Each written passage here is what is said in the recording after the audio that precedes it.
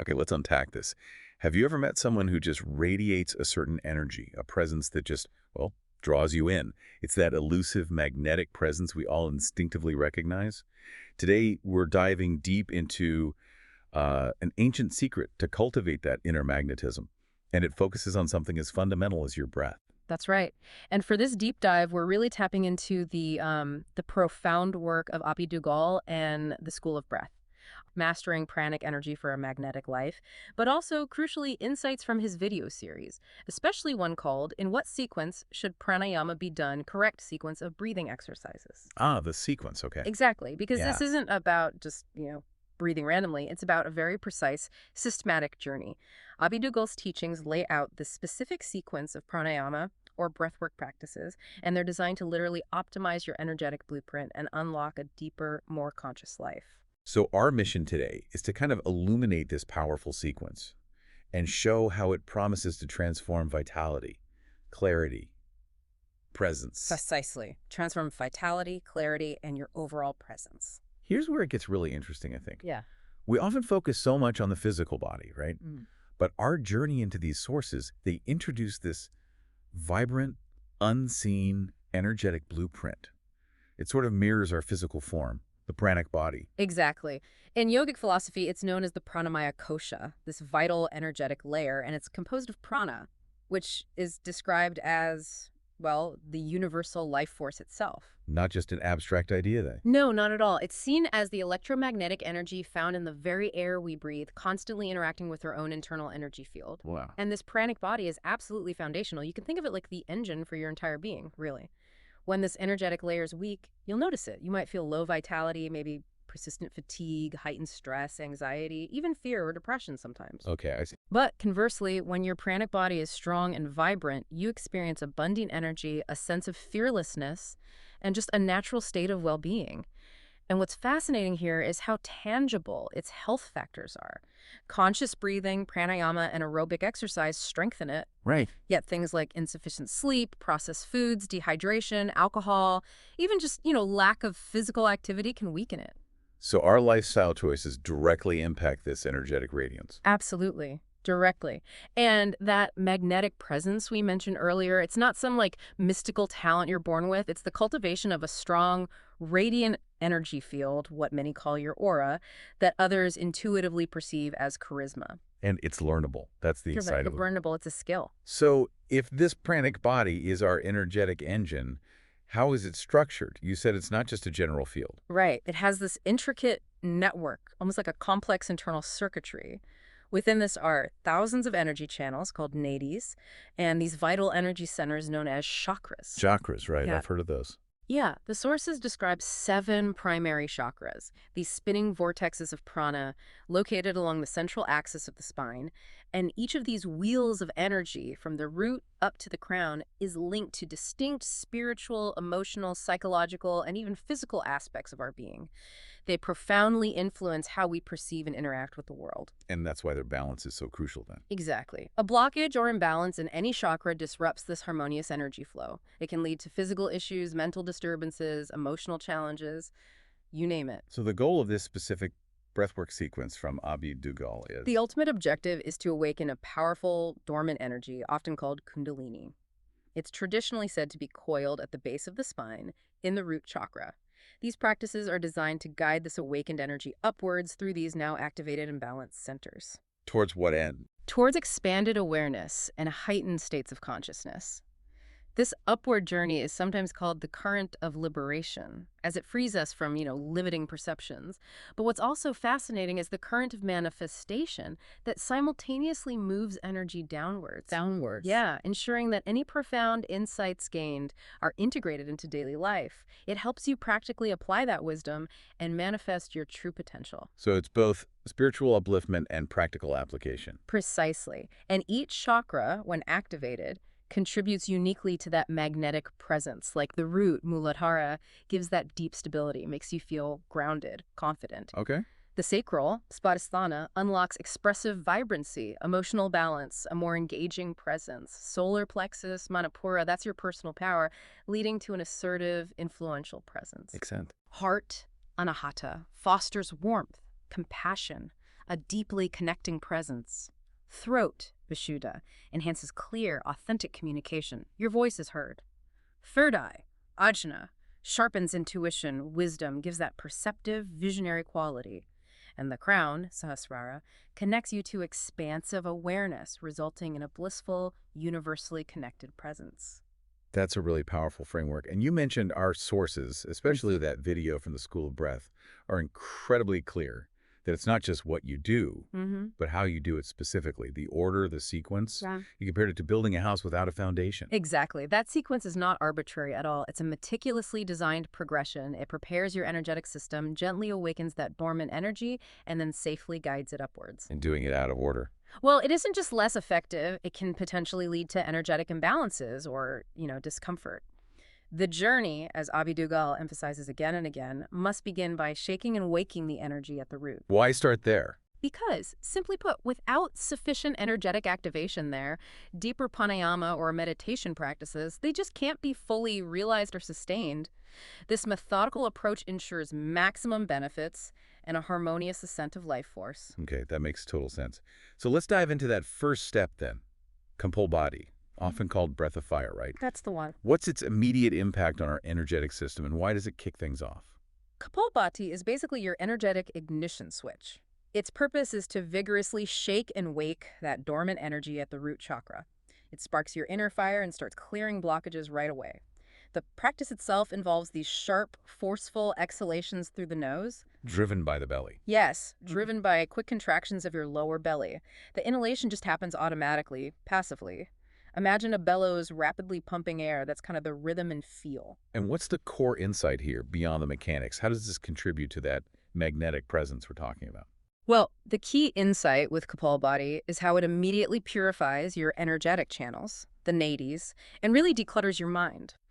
We found this example of Sarah, a marketing professional, who used to feel perpetually sluggish, unfocused. Yeah. After adding Kapalbhati to her routine, she described it as a jolt of pure, clean energy. Her mind became sharper, her body felt lighter, and she reported having this incredible sense of shining from within. Shining from within, like the name Shining Skull. Exactly. This shining forehead effect, as some describe it, is a tangible manifestation of inner radiance. It translates into enhanced confidence, clearer thoughts in meetings, and, well, an undeniably more impactful presence. It's truly foundational for that inner glow. Okay, foundational energy awakened and shining. The sequence then moves to something that sounds pretty intense. Tummo breathing, the inner fire meditation. How does this build on Kapalbhati's work? Tummo is all about directing that awakened energy powerfully upwards. It's a core practice in ancient Tibetan Buddhist traditions. It combines very precise breath control with deep visualization. The main technique, often called vase breathing. Vase breathing. Yeah, it involves deep inhalations that fuel this visualized flame at your root, pulling that energy up your spine. Then you forcefully exhale while engaging your core muscles, which helps to pump that vital energy towards the higher centers. And what's the profound shift this practice brings about for our energy, our presence? Tummo literally melts subtle energy blockages. It can lead to really profound energetic shifts. Physiologically, it can actually increase your metabolism, alertness, sharpen cognitive functions like learning and memory, even boost your immune system. Wow. But the real insight here is its power to draw prana into the central energy channel, the sushumna, creating this profound transformative heat. It's an advanced technique, no doubt. It demonstrates remarkable control over the body's internal system. Like those monks you mentioned. Exactly, like the legendary Tibetan monks who used Tummo to generate enough body heat to dry wet sheets on their naked bodies in sub-zero temperatures. That's just astonishing. It truly is. However, and this is a crucial caution from our sources, including Abhi Duggal's work, Tummo is advanced energy work. Okay, important distinction. Very. There are reports of individuals attempting it just from, say, online instructions and experiencing intense, sometimes unsettling sensations. Things like feeling their body transform or experiencing rapid heart rates. Now, these can be signs of deep energetic shifts. Good. But they strongly underscore that Tummo should ideally be learned under the direct guidance of a qualified and experienced teacher. For safety and proper integration. Precisely. To ensure safety, proper integration, and to help navigate potentially overwhelming sensations. Without that preparation and guidance, there's a real risk of energetic imbalances. Got it. So after that powerful upward surge, handled with care, the sequence brings us to Bhastrika Pranayama, the bellows breath. This sounds like it continues that internal fire theme, but what's its unique role here in distributing the energy? Bhastrika's role is definitely to ignite and distribute that awakened energy, but throughout your entire system. It puts a deep emphasis on the heart chakra specifically and clears out deeper, more lingering blockages. The mechanics involve rapid, forceful inhalation and exhalation through the nose. Both are active. Your abdomen pumps vigorously in and out like a blacksmith bellows. So it's not just moving energy up, it's like a widespread energetic cleansing now. Yeah. How does that translate to presence? Exactly. Widespread cleansing. Bhastrika acts as a powerful detoxifier. It clears accumulated toxins and blockages across many energetic centers. This energetic distribution helps your body maintain its natural, healthy balance, what scientists call homeostasis, and it balances your nervous and endocrine systems, too. So more balance, more clarity. Definitely. Think about Mark, an executive mentioned in the sources, who battled chronic stress and mental fog. After consistently incorporating Bhastrika, he shared, I used to feel completely depleted by noon, but now I have an incredible surge of energy that sustains me. Oh, big difference. Huge. He said, my brain feels reset and I approach complex problems with remarkable clarity. His colleague even commented he seemed more on and vibrant. So this practice clears mental blockages, reduces overthinking, and helps you achieve that sustained mental clarity and emotional stability. And it's this inner clarity and vitality that people instinctively perceive as a magnetic presence. Okay, after all that vigorous distribution, the sequence wisely brings us to Nadi Shodhana, alternate nostril breathing. You describe this one as pivotal for harmonizing subtle energy. Why is balance so important at this stage? Balance is absolutely key here. Our sources describe these two primary energy channels, Ida, which is considered feminine, lunar, calming, typically associated with the left nostril, yes, and Pingala, which is masculine, solar, active, associated with the right nostril. Nadi Shodhana's whole purpose is to balance these two nadis. This ensures a smooth, unobstructed flow of prana up the central energy channel, the Sushumna. And the practice itself is literally alternating nostrils. Yes, systematically breathing through one nostril at a time in a precise sequence. You use your fingers to gently close one nostril.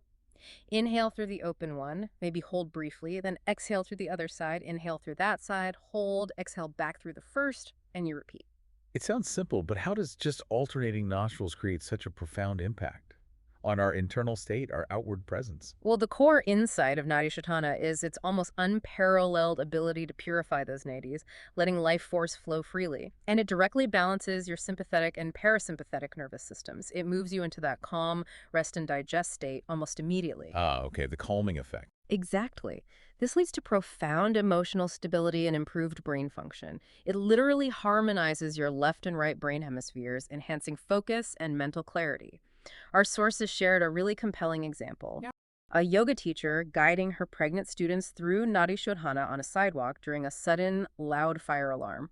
Wow, talk about real-time stress. Right. But despite the chaos, they found this unexpected sense of calm and presence. It just demonstrates how Nadi Shodhana helps manage that acute stress, allowing for a considered response rather than just a fearful reaction. Hmm. And that ability to remain centered, responsive, even when things are chaotic outside, that's a huge hallmark of a truly magnetic presence. That's a great example. Okay, the final step in this transformative sequence from Abhi Duggal is Brahmari Pranayama, the humming bee breath.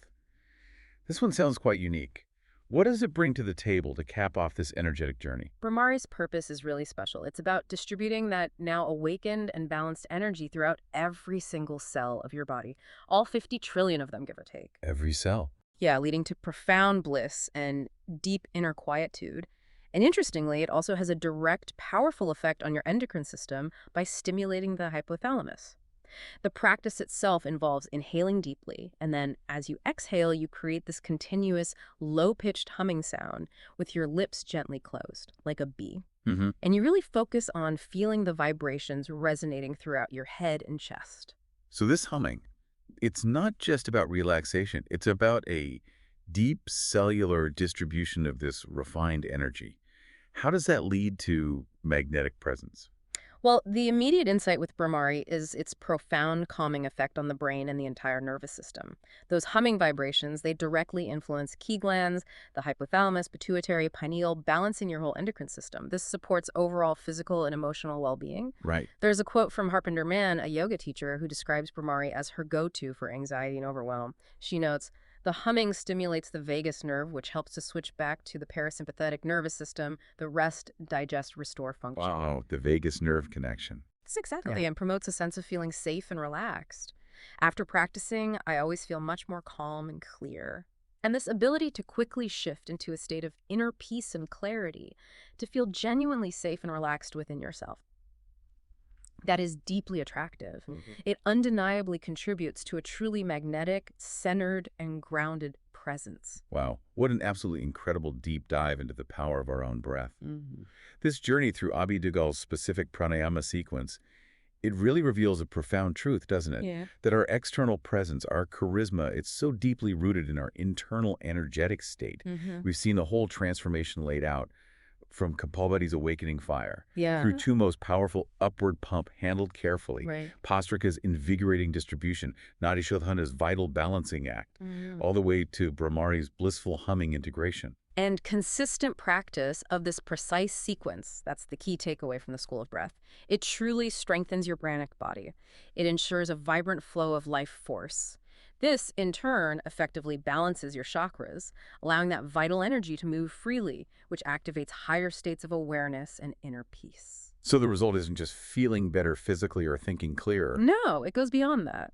The result is the cultivation of a strong, radiant aura, a tangible magnetic presence. This enhanced charisma, it becomes a natural outflow of your inner vitality, your emotional balance, your spiritual alignment.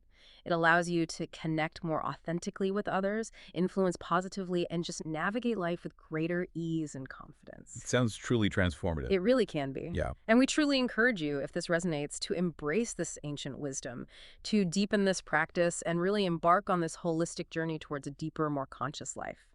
We definitely recommend exploring the further resources available at the School of Breath. And that video you mentioned. Yes, a fantastic starting point to really understand this precise sequence and begin your practice is their video titled, "In What Sequence Should Pranayama Be Done? Correct Sequence of Breathing Exercises." You can find it on the School of Breath video channel. It's a wonderful resource. Fantastic. Well, ultimately, it seems the power to transform your life, and indeed your presence, truly lies within your breath.